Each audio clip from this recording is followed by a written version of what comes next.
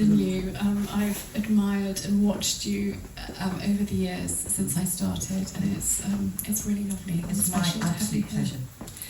But for anyone who doesn't know Charlie, can you, maybe one person at the back, but for those who don't know Charlie and don't know, what is Ask Charlie? That's a good question, and I really sometimes struggle when people say, what do you do? And essentially I teach homemaking and practical skills. I realised that these skills weren't being passed down through generations, and things were getting lost. You know, just simple things from, I don't know, making a bed, sewing on a button, gardening, cooking, and it's quite overwhelming if you suddenly need to go and cook something or expected to host a dinner party and you're not sure how to do it because you haven't seen it and witnessed it. And so Ask Charlie is a sort of culmination of a whole load of things that I've learnt over the years that I share, but also I have such an amazing audience who say, could you show us how to do this? And that's really special when I meet people and they enjoy what I do and ask. So it's practical skills and tips and tricks to make life easier, essentially. And it's so important because I remember I was brought up at a girls' school by nuns, and we had our sewing class, and we learnt to make a shirt and a baby doll nightie. I have no idea where that came from, but my nuns taught me how to make a baby doll nightie. And so we knew we had these skills. I mean, this is 100 years ago, but we had these skills. And my daughter, who's over here, my daughter Daisy, recently a few years ago, did some work experience with a stylist who was really amazed that she knew how to sew on a button, because he said all the assistants he'd had didn't know how to sew on a button, which is extraordinary. It is extraordinary. And I didn't realise I had an unusual childhood with my mother teaching us everything. And she didn't just teach me, she taught my brother as well. I mean, he's very capable. And it wasn't until I had my own children, and because we had 3 children in 2.5 years, which was kind of crazy. And same. Yeah, it's full on, isn't it? It's mad. And so we had some help, and they didn't know how to do anything, and they came to help, but there was me teaching them how to iron and how to sew and how to cook things. And that's when I realised that these practical skills weren't being passed down. And so I think we have a bad habit of gatekeeping. A lot of people have a bad habit of gatekeeping. If you want your ironing done, you don't want the children to do it, you want to do it properly. So it's sort of like, no, I'll do it. And that means that they don't learn to do these things, do they? Exactly. But then I think you become quite resentful when you're doing all the work and your children are lying back watching you run around, do it all. And so actually I think it's really important to teach children how to do things. I mean, actually our eldest son helped with the majority of the canapes this evening. Wow, amazing! You know, and he's really, involved and really helpful. He can do the washing and hang it out and do all sorts of things. And for me, it's really important that I take the time to teach my children as well as everybody else. Absolutely. So you're everybody's teacher. You're our big sister. I say big sister. I'm sort of 100 years older than you, but you've taken on that role of showing people perhaps what they ought to have been taught or what they would have been taught a few years ago in school or many years ago in school. Yeah, and I think it's really important that people feel that they can ask anything, because unless you know, you don't know. And unless somebody shows you, you're never going to learn. And I was really lucky growing up and witnessing it, and Mum would say, come and stir this, come and do this, you peel the potatoes, right, let's have an ironing lesson. If I wanted a new dress, she'd say, right, we'll go and choose a pattern, choose a fabric, and you can make it. And I did. And that's how I learnt to sew, and, from watching her make my ballet skirts and my ballet tutus. And it just was sort of natural that was what you did. And so it was a little bit of a surprise when I realised that actually I'd had a slightly unusual childhood. That's wonderful. But how did you make that transition then? Did it start off with YouTube? So I had this penny drop moment of, I was holding a basket of laundry and I was wondering what I was going to do, and I'd watched the Durrells and I'd watched Louisa teach two Italian girls who had grown up with staff and they didn't have any practical skills, and she was teaching them in her kitchen. And I had that, and then I had the fact that I knew that these skills weren't being passed down, and somebody said to me, "You've got so many practical skills, use them." And I was carrying my basket of laundry and I thought, ask Charlie rather than ask Jeeves. I'm going to teach people how to do practical skills. And then my lovely friend Charlie over there said, "You need Tish in your life." And she introduced me to Tish. And Tish, I think, is hiding around the corner. She's on the door. But Tish came into my life over 7 years ago, and she said, "I think you should start a YouTube channel." And Tish built my website, my first website. She built the second website.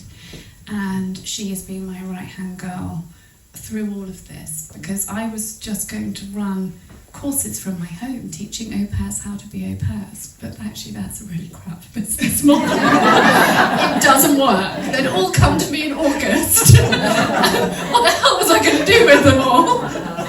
And it just was a bad idea. So Tish was like, no, YouTube, which was so daunting. We had really bad internet at home, so I'd never watched a YouTube video before I started my YouTube channel. Watched? No.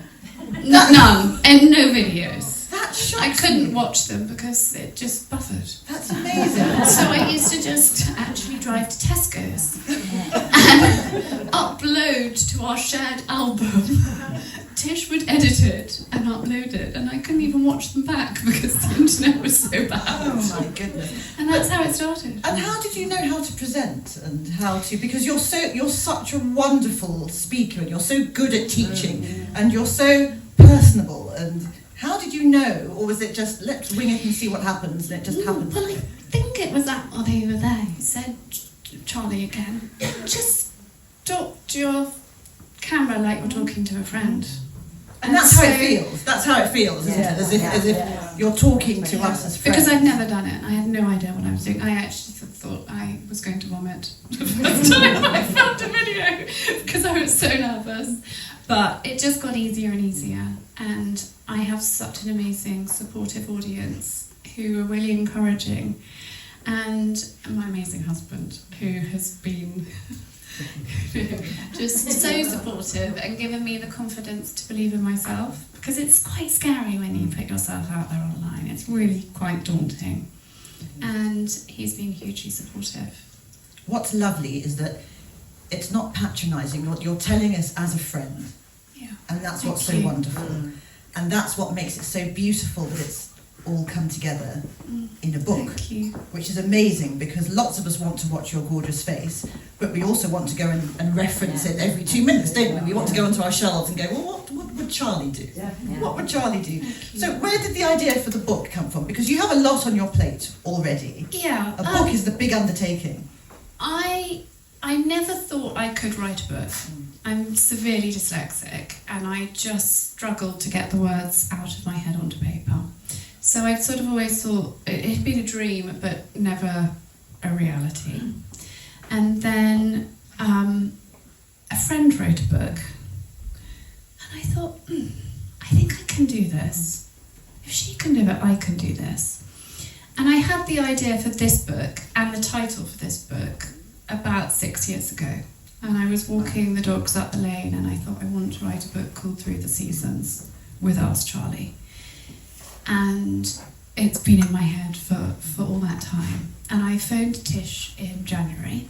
She was about to go to Thailand for a month. And I said, just want to sow a seed in your head, Tish, that you can think about it while you're on the beach. But I want to write a book this year. And can you help me make it happen? And she said, yes, I can, when I get back from Thailand. And she found the team. And we wrote the book. And I haven't been able to stop writing since. I love it. It's suddenly just yes. So I'm hearing that we have several more books, but we'll get to that later. We'll get to that bit later. But so, you write as well. I write as well, and I'm a firm believer that everyone has a book in them, personally. Yeah. I think everyone has, and you've got a novel in you, I can tell. I know you have. I mean, we'll stick to the Ask Charlie for now, but I feel that we all have that imagination. Yeah, and it's taking the time just to sit down and start, and it's the starting that's really daunting. I thought, if I can start a YouTube channel, and if I can do these things, I can actually just sit down and make the time. Absolutely. Most writers would find it daunting to start a YouTube channel, to put their face out there and to start speaking with authority and having that bravery. So you've almost done it the opposite way around, which is really interesting.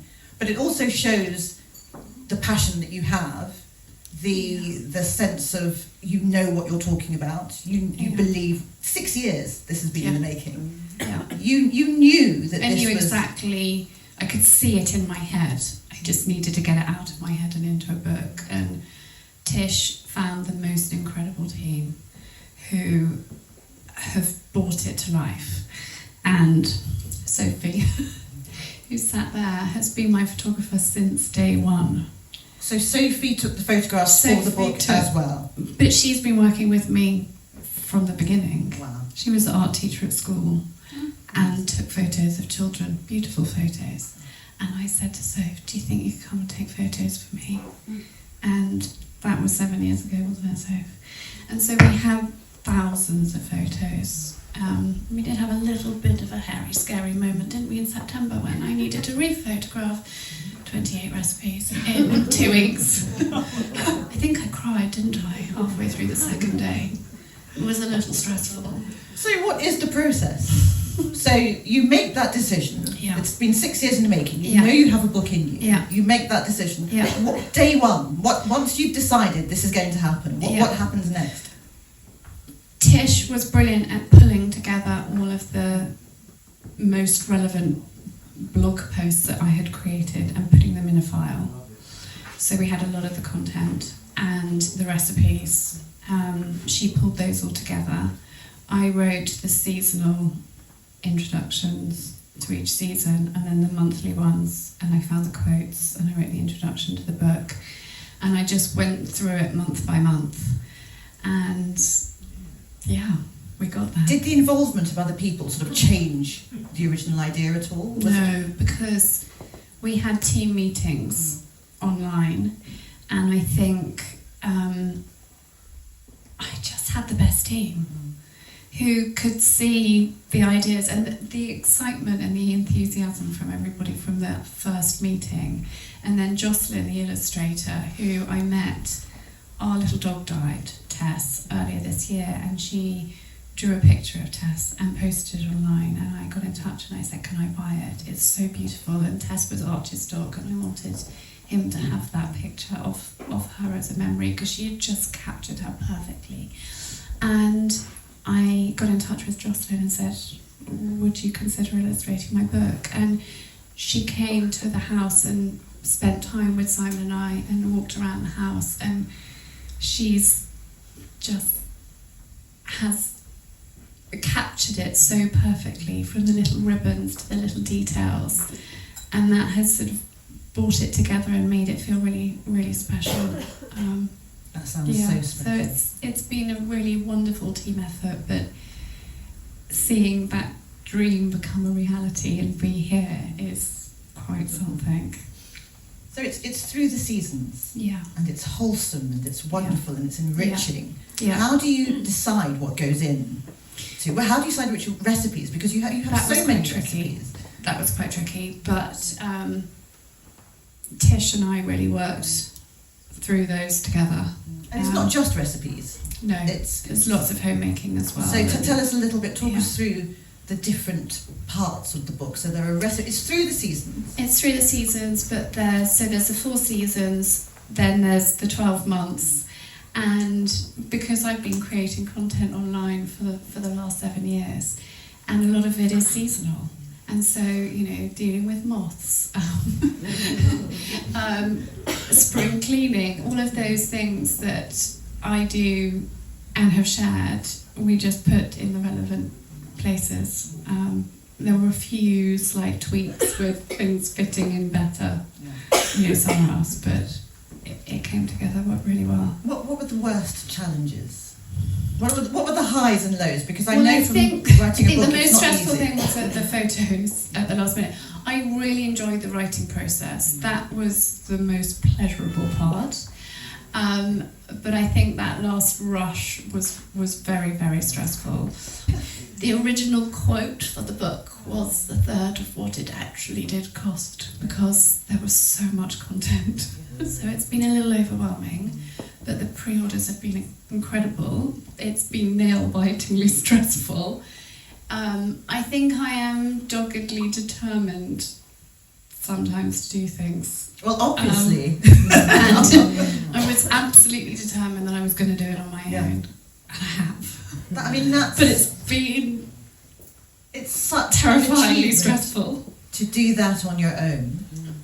This is all 100% from here, with all the little illustrations that mean the world to me and are really special, which somebody else might have not wanted to have been in there. This is my book. Absolutely. Also, you have, it may be relatively small, but a mighty following, and people who are loyal to you, who love what you do, they're fully invested. And sometimes you can have hundreds of thousands of followers, but they're not necessarily going to buy your book. They're not necessarily going to believe in everything you say. They might want to have a flick every so often. But you have people who love what you do, they fully believe in it. So what you have is worth 100,000 more of what somebody else might have. So it's not always about numbers. It's not always about... because I think people can get distracted by that. Yeah, definitely. And, you know, many of the best books, you know, I don't know, Wuthering Heights, I don't think she knew that there were going to be sort of like thousands of people, millions of people reading I don't need to later. be a #1 bestseller. But I you just will be. wanted to create a book from the heart that I loved, that I thought my audience would love. And it's been an amazing process, and I've really enjoyed doing it, although it's been nail-biting. And I think sometimes in life, if things are too easy, you don't appreciate it so much. Whereas, you know, there have been highs and lows, and a lot of the amazing people here tonight have been on the highs and lows with me. And it you know, we've got there, and it's amazing to see it here. It's wonderful to see, and it is a beautiful book, and I've had a look through, and it's absolutely gorgeous, and I'm really looking forward to getting properly stuck in. But through the seasons, is there a favourite season, or is that like asking which is the favourite child? So tricky. I think I love every season. I don't like it when it pees with rain endlessly. Who does? Gets a bit. It's more of the animals. It's a real slog.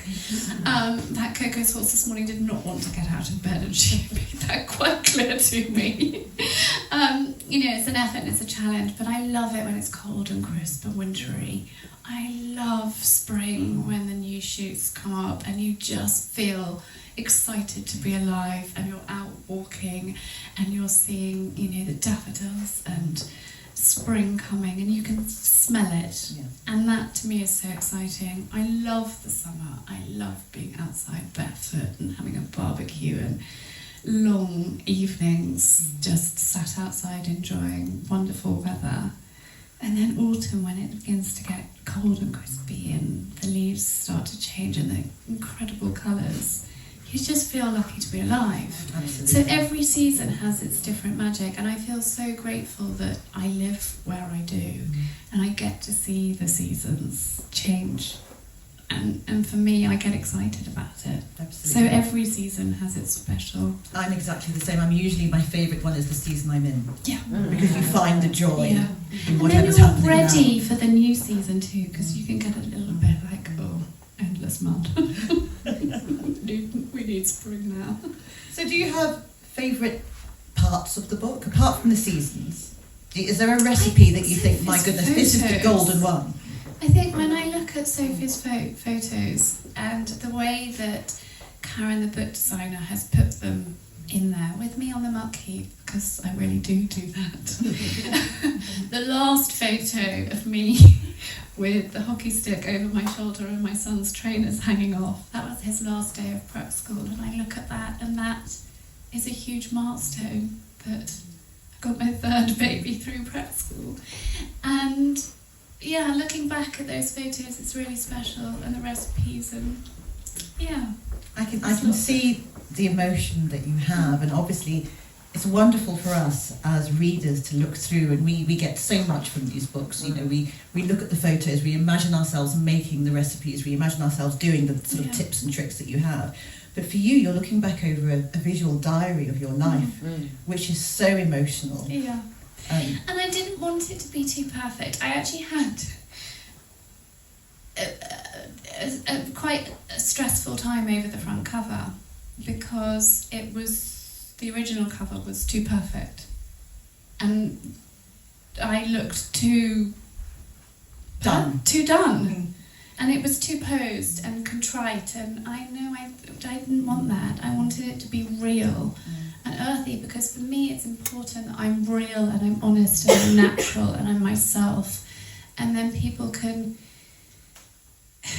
feel comfortable and at ease. Whereas if it's picture perfect, that's unachievable, and I don't want to ever be that person that people see me as, You're wanting to encourage people. Exactly. You want people to try and join in. And that you can do it, and come on, give it a go, and let me show you how to. But it's not all about being perfect and picture perfect. I want it to be real and earthy and get stuck in. Mum said, never ask anyone to do a job for you that you're not prepared to do yourself. Good advice. It's very really good advice. Absolutely. So, I'll be there on my hands and knees, pulling out the whatever from wherever. You've encouraged us all to try as well. You've encouraged us all to try.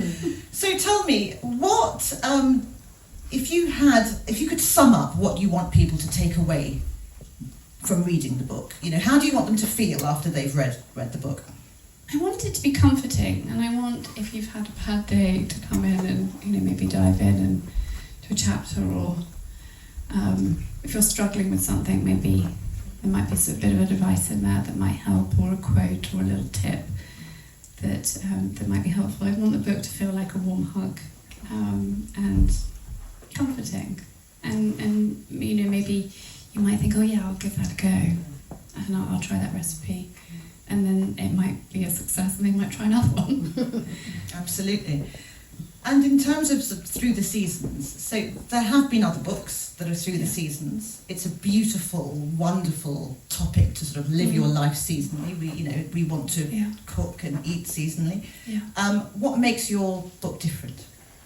What makes it stand out? I think because it's not just recipes. There's the homemaking, there's checklists, there's all sorts of sort of housekeeping tips and tricks, as well as the recipes. And I think it's really important that we do live seasonally and eat seasonally, because our bodies are designed to do that. And I think with all the ready meals and the ultra-processed food and everything being flown all over the world whenever you want it, having strawberries at Christmas, no! Save them for the summer and really enjoy them. Yeah.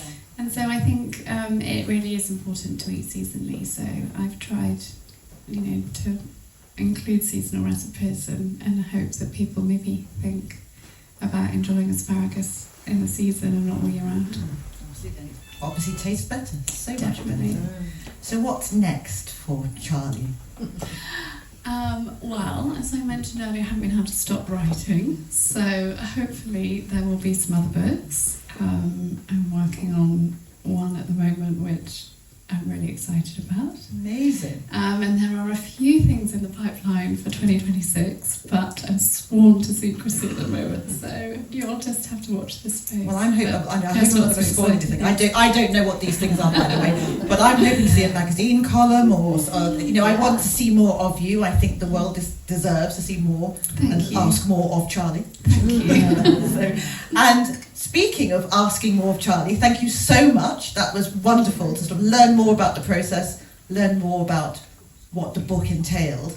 Thank you, Paula. I'm going to pass over to our lovely audience, because maybe some of you may have some questions that you'd like to ask Charlie yourself. So is there anyone who would like to ask Charlie a question? Hi, Charlie. I want to know, what is your favourite recipe from the book? That's a good one. That is a really good question.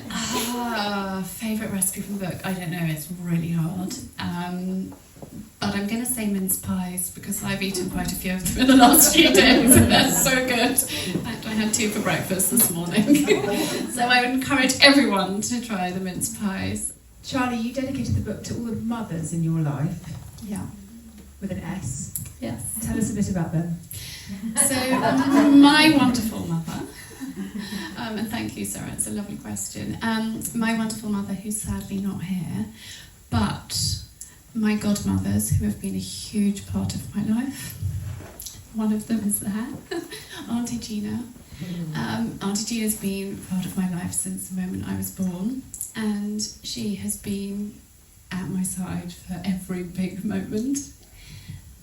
Wonderful Auntie Margaret, who I got to hand deliver her book on Monday, last Monday, a week ago.